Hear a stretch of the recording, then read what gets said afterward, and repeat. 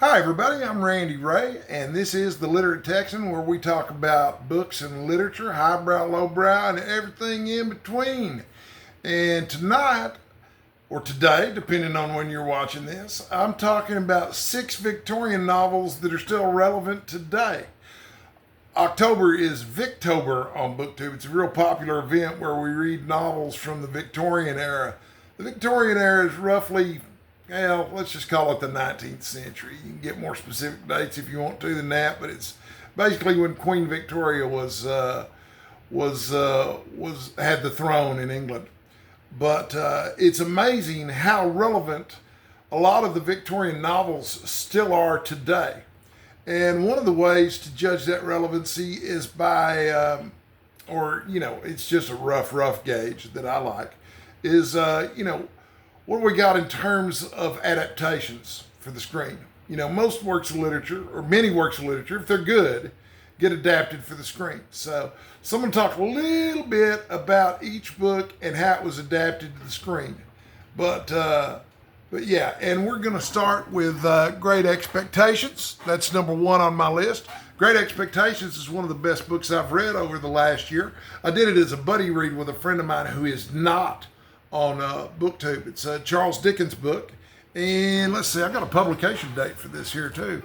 I got these notes I took. 1861 is when it was booked. And then in terms of relevancy, it's all about hustle culture. Hustle culture is all about us these days, right? We know about hustle culture these days, especially if we're on the internet. If you're doing something like this, if you're running a BookTube channel, or if you've got an Instagram channel, if you're active on social media at all, you're probably pretty aware of hustle culture. Okay, but if you haven't read Great Expectations and you're not familiar with the plot line, it's about a boy named Pip who grows up to be a man, obviously. And, it's one of those novels that takes place over a lengthy period of time. But Pip comes into a lot of money, and he's very interested in climbing the social ladder, okay? Too interested in climbing the social ladder, to his detriment, in fact. And so I've got on here my notes here. It says, why is it so relevant now? Its themes are all about class and... what's that say there? Class and ambition, and then reinventing yourself, which there's a lot of that going on in this book, for better or worse. And we deal with those issues all the time in modern America. This is one that's been adapted multiple times, quite a few times. But the Standout adaptation is from 1946. David Lean filmed it. And it's pretty famous. But I'm going to include information about adaptations in the description below for each one of these novels. But yeah, if you're only going to watch one adaptation of Great Expectations, that David Lean one is the one to watch. But I'll list some other options for you too, because it has been adapted several times. Okay. Number 2 on my list is Middlemarch, which was written by, I believe, George S. Eliot, and was published in 1871 and 1872. And it's relevant because of social reform and women's rights. Middlemarch is one of those books that I haven't read, but it's been on my TBR for a long time. And it probably won't be on my TBR for too much longer because I'm probably going to read it fairly soon. Really, really long novel from what I understand. But here's the synopsis I've got written down in my notes. It says it's set in provincial England, and it follows Dorothea Brooks, an idealistic young woman whose, my vision's giving me trouble tonight, sorry about that, whose marriage and ambitions clash with the constraints of her society. So that sounds interesting enough. And it's relevant for obvious reasons. Anything that's got to do with marriage and women's roles in society is still really important issues going on today, especially in the United States of America. And if you can't tell from my accidental accent, I am from the United States. I'm from Texas. And we've got all kinds of stuff going on in the United States right now, still related to women's rights. You would think that we would have settled all that by now, but we haven't. We haven't settled that by now, and we still haven't figured out how much going back to Great Expectations, we haven't figured out how much hustle culture is good or bad either. So these are issues that have been going on for 100 years. Maybe they'll still be relevant 100 years from now. I don't know. In terms of adaptations, the Standout Adaptations is a 1994 BBC miniseries with Juliet, Aubrey, and Rufus Sewell. But that's not the only adaptation. There have been multiple adaptations of Middlemarch as well. I'll have details about those for you down in the description below. Be sure to check those out. And if I missed any, be sure to let me know in the comments, okay?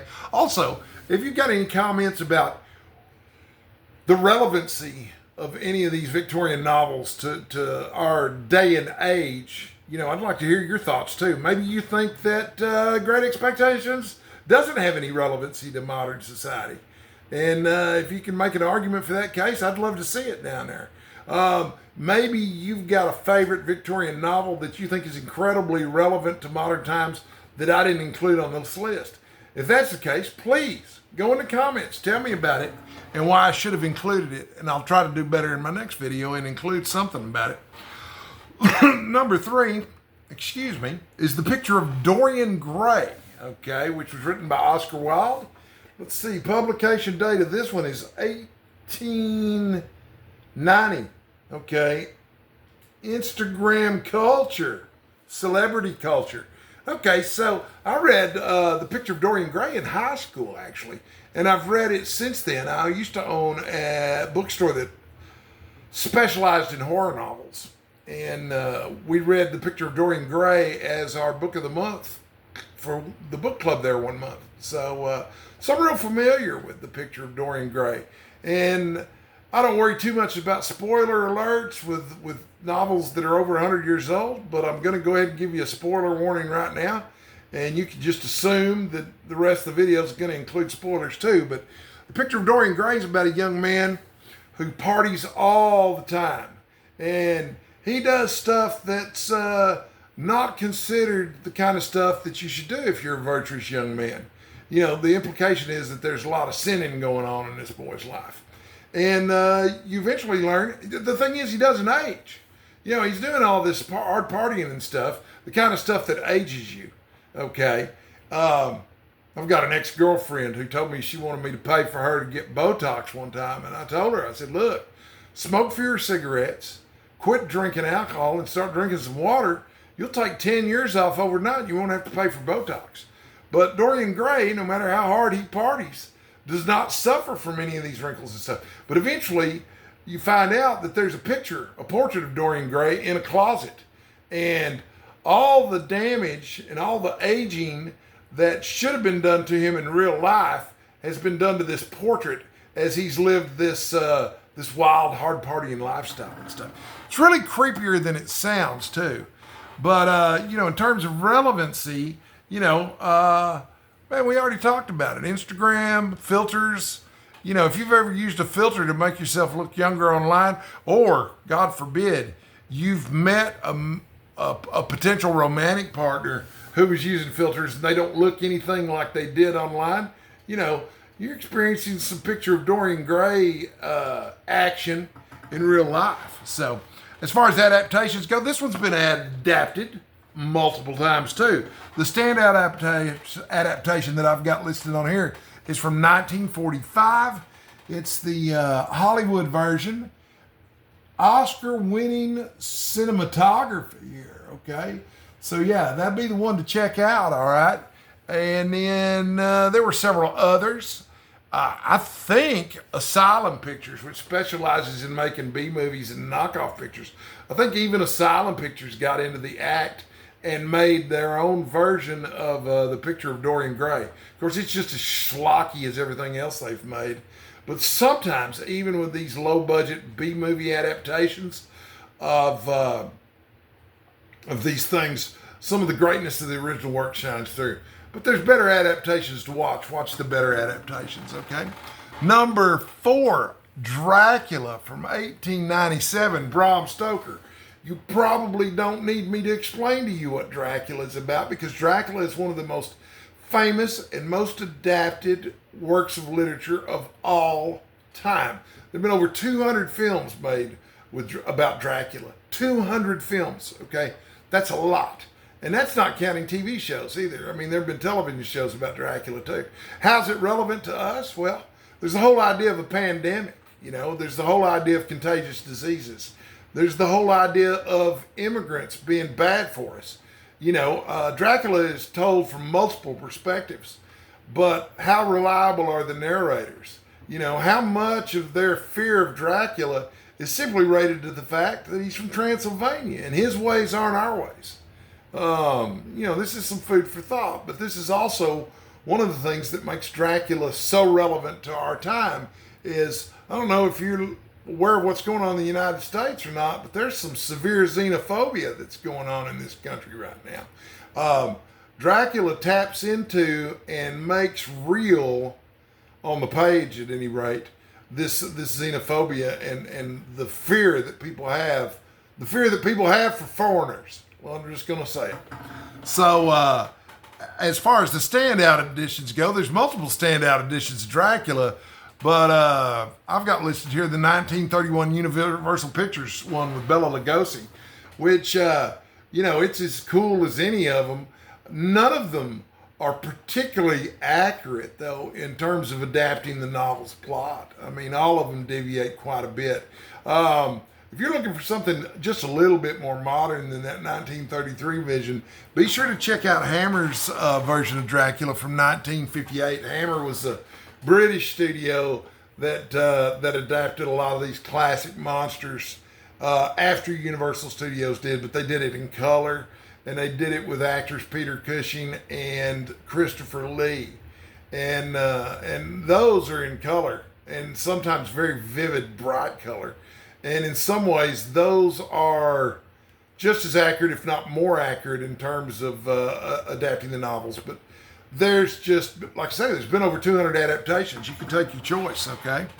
That was number 4 or 5? That was number 5, I believe. No, that was number 4. Number 5 is a novel called North and South from 1855 by Elizabeth Gaskell.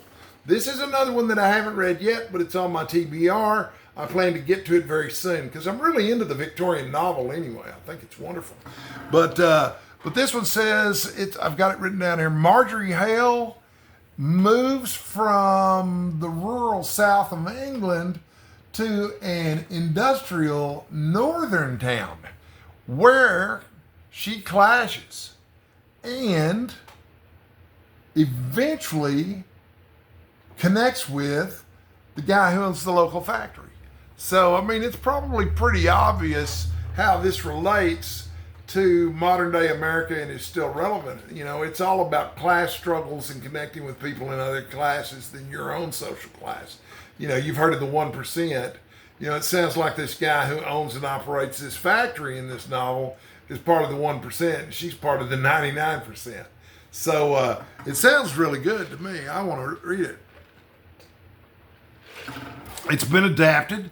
The standalone production was from 2004. It's a BBC miniseries starring Richard Armitage. That sounds pretty cool. Richard Armitage is a pretty darn good actor, too. So, and there's more, which I will list in the description below, as I promised.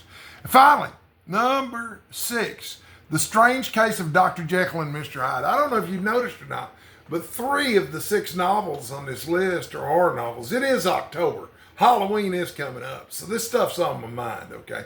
But The Strange Case of Dr. Jekyll and Mr. Hyde is written by Robert Louis Stevenson and published in 1886. Most people know the story. It's about a guy with a potion, and when he drinks it, he converts from Dr. Jekyll to Mr. Hyde. And it's almost like a werewolf story. It's almost like Norman Bates and Psycho. It's about a guy with 2 distinct personalities and what he does to tap into that second, more base personality, the one where he's uninhibited and dangerous and scary, but also strangely attractive. So why is it still relevant? Well, let's see here. It's a parable of addiction. Yeah, it really is. I mean, let's think about this, okay? So you've got, almost everybody who's watching this, if they're not alcoholics, know alcoholics. And if they're not drug addicts, they know drug addicts. And they know that the person who takes those drugs or takes that drink is a different person after taking the drugs or after taking the drink than they were before. The sober version of the person being Dr. Jekyll and the drunk or high person being Mr. Hyde. So, and sometimes, this means that in some situations, the drunk version is a little nicer, a little more fun to be around, but not always. When it goes bad, it goes really, really bad. So, adaptations. Yeah, and here's the problem with alcoholism and drug addiction too, and why it's so relevant, is because, the government's declared this war on drugs many, many years ago and stuff, but they're not doing what they really need to be doing, and that's providing more treatment and more help for people suffering from addiction and alcoholism. And you can say what you want to about blaming the victim or whatever, but if you really want to solve the problem, you got to treat the disease. You can't just go around punishing people. It's like punishing someone who has pneumonia. They're not going to get better because you punished them. Let's see here. Standout, 1931, Paramount Studios, starring Frederick March. Yeah, that's a good one. But there's another one starring Spencer Tracy that's also really good. I'll have details about both of them down below, okay? So there you have it. Those are 6 Victorian novels that still matter today. They're still extremely relevant today. We've got Dracula. We've got The Picture of Dorian Gray. We've got Dr. Jekyll and Mr. Hyde. Middlemarch, North and South, and one more, why am I forgetting? There's only 5. Come on, folks. I can do better than this, can't I? What's the other one? Middlemarch, North and South, Dracula, The Picture of Dorian Gray, Great Expectations. How did I leave Great Expectations out of there? It's one of my favorite books of all time. Thank you so much for watching. Please leave me a comment, and until next time, stay hydrated, folks, and stay sexy.